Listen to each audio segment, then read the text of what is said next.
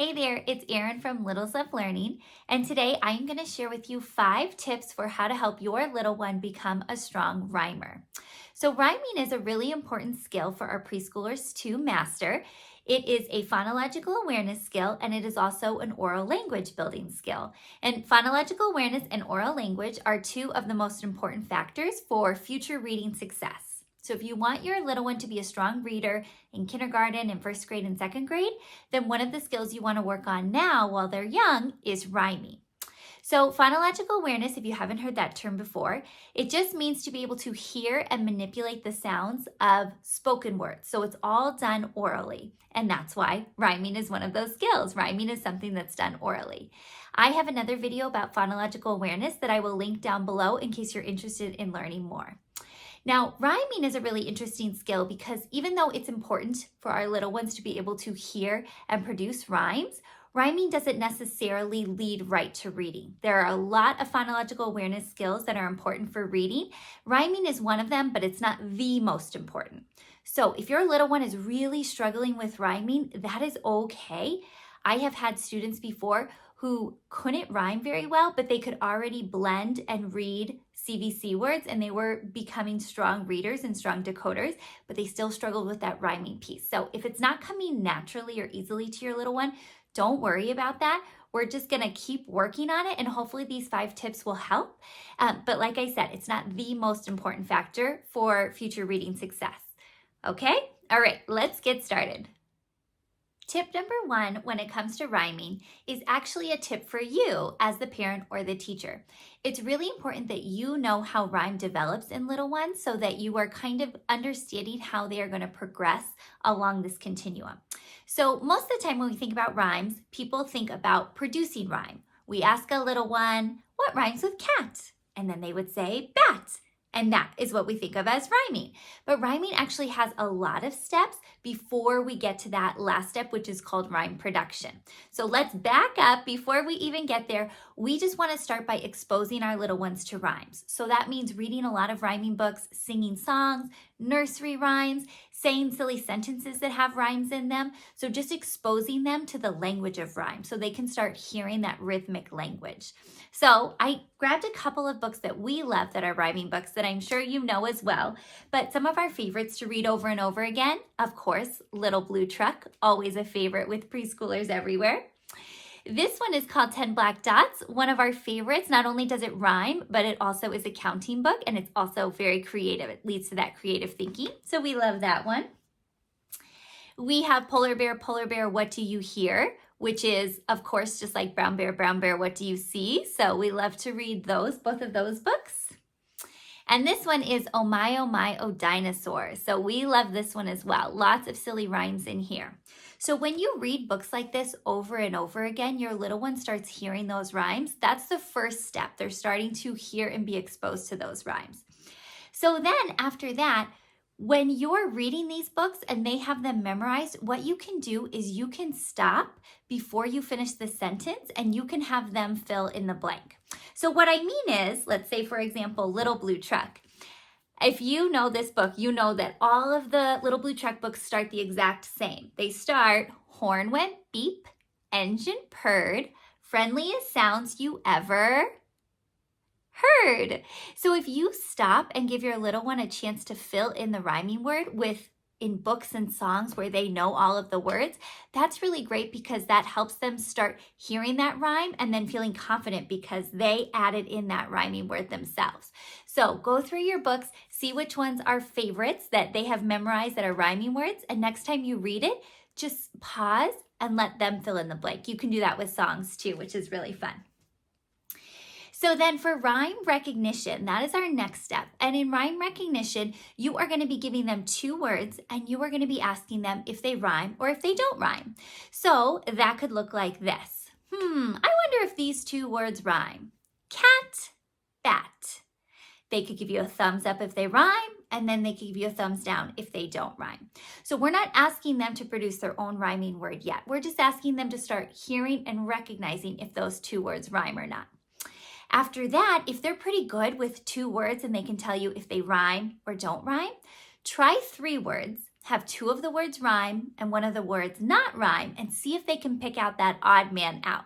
So you could say, which word doesn't belong in this group of words?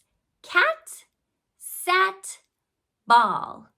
And they would have to figure out that ball doesn't rhyme because it doesn't have the same ending sound.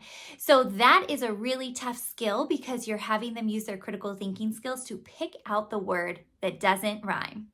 And then, of course, once they can do all of those other skills, then they get to that rhyme production finally, where we ask them a word. Give me a word that rhymes with sit. And maybe they would say mitt or kit or zit, or maybe it would be a nonsense word, as long as it has that same sound at the end. So I think the first tip is just really important for you as the parent or teacher to understand how rhyme develops. So if your little one can't do a rhyme production activity yet, maybe back it up and see if they can just see if two words rhyme or not. And if they can't do that, maybe back it up even more and just practice more with rhyming books, rhyming songs, and getting them more comfortable hearing the rhymes. Tip number 2 for rhyming is to point out rhymes all day long. So if you are out and about with your little one and you see a word and you can think of a rhyming word, you can point it out to them like, oh, we're driving to the store. Store rhymes with more. Or if you're reading books, point out the rhyming words that you see in the books, or songs on the radio, you can point out rhyming words. We also love to read nursery rhymes. So we have a book of Mother Goose nursery rhymes that we love. I also created a printable pack of nursery rhymes. It goes along with 7 popular nursery rhymes and it has activities for each one. So I will link that down below if you're interested. So we like to play games with nursery rhymes, anything to make it so that we're seeing and hearing those rhymes all day long, just to help them feel more comfortable is awesome. My third tip for helping your little one learn how to rhyme is actually one of my favorite tips, because it involves a song. So we know that preschoolers love singing and they actually learn so much from songs. When we can put concepts to songs, they just remember them better. So this is the rhyming song that we sing, and it goes with any 2 rhyming words. So you can pick any 2 rhyming words and you can sing this song with them. So let's say, for example, I was reading a book with my little one and we came across the words mat and sat. I would sing the rhyming song that goes like this.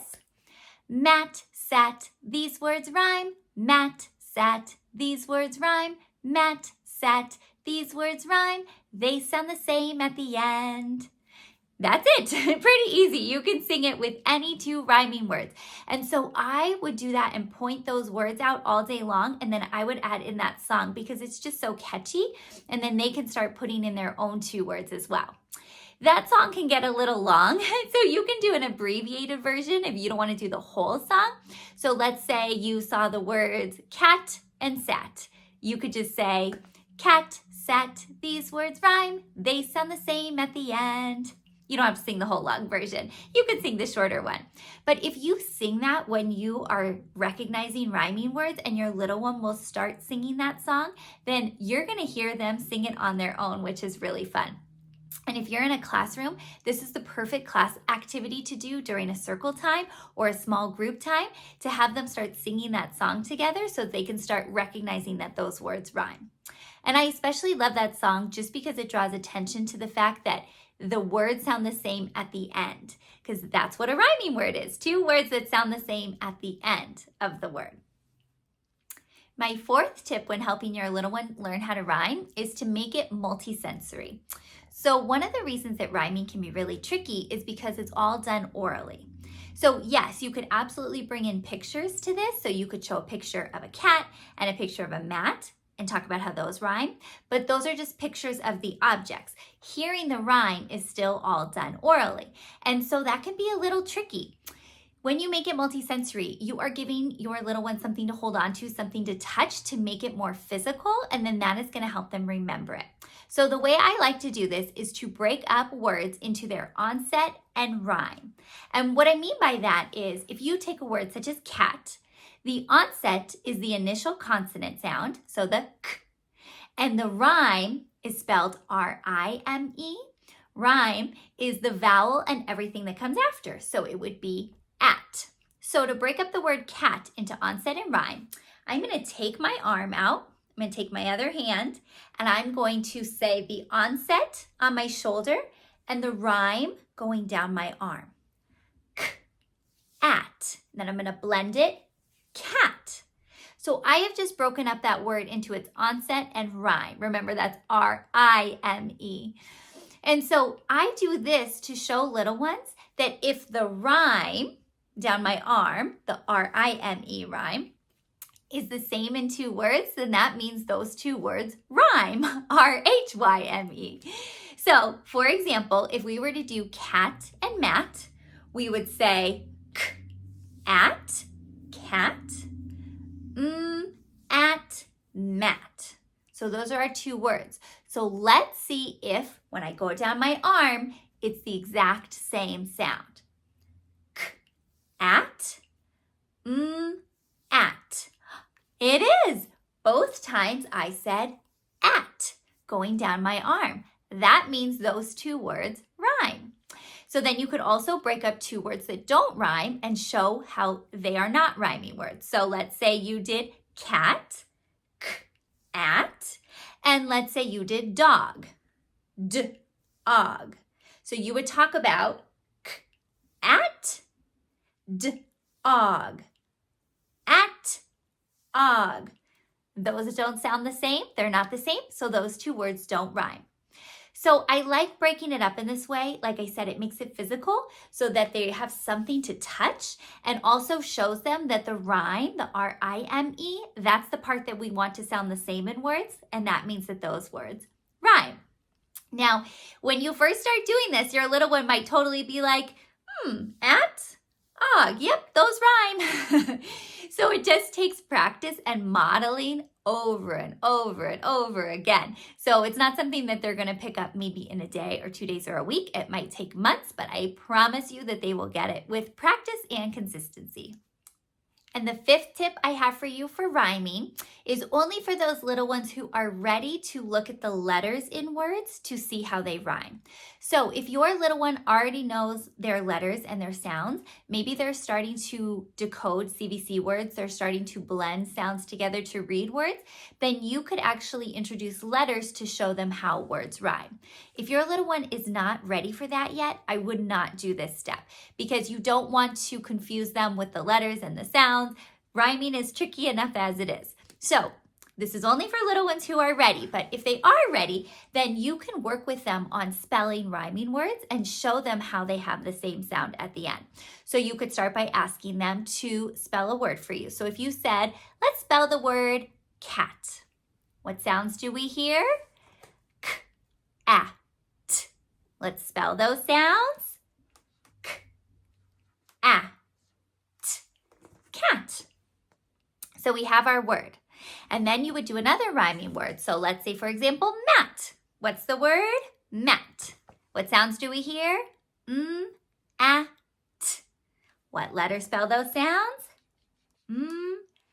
A, t. Mat. So then once they're written, what you can do is point out that they have the same sounds, the same letters at the end. So you could break it up again into onset rhyme to show them. Oh, I have k, at, at. Those are rhyming words. They sound the same at the end. And then you can start introducing word families. So all of the words that end with at are part of the at word family. So you could write more ats, and you can brainstorm with them. What consonant sound can I put at the beginning to make a rhyming word? So maybe they come up with b, at, bat, and maybe they come up with p, at, pat. So then you're just pointing out, oh, they have all of these words have the same letters. They sound the same at the end. They're rhyming words. So that's for little ones who are ready to start spelling and start decoding and blending CVC words, and you can start introducing word families to them. And here's a bonus tip for you, preschool parents and teachers. Rhyming words don't have to be spelled the same way in order to rhyme. So I know I just gave you the example of the at word family where they're all spelled with the letters A-T, at. But with rhyming words, they don't have to be spelled the same. So for example, fox rhymes with socks. even though they don't have the same letters at the end. Or hi, like you're waving hi, rhymes with high, H-I-G-H, also rhymes with bye, B-Y-E. Lots of words that end with the I sound. They rhyme even if they're not spelled the same. So don't get caught up in spelling. Don't get caught up in the letters in the words. That's why rhyming is really great to be done orally, because it's just about how the words sound. It is not about how they're spelled. So there you have it. Those are my 5 tips for you to help your little one become a strong rhymer. Let's quickly review them. The first one is for you as a parent or preschool teacher to understand the rhyme development continuum, so you know the steps your little one is taking to become a strong rhymer. The second tip is to point out rhymes all day long in books you read, in songs you sing, nursery rhymes. I like to say silly sentences to my kids like, "You ready, Freddy?" or "What's up, Buttercup?" Anything to bring in more rhyming. The third one is to sing the song that I sang for you earlier. So if you see 2 words that rhyme, sing that song so that they start getting familiar with it. The fourth one is to use your arm to break up rhyme into onset and rhyme and make rhyming more physical for them. And then the fifth one is, if they're ready, to start introducing the letters of word families and show them how rhyming words can have those same letters at the end if they're in the same word family. So I hope those tips were helpful. If you have any questions, please let me know. I would love to support you and your preschooler on their journey to being a strong rhymer and eventually becoming a strong reader. Happy learning!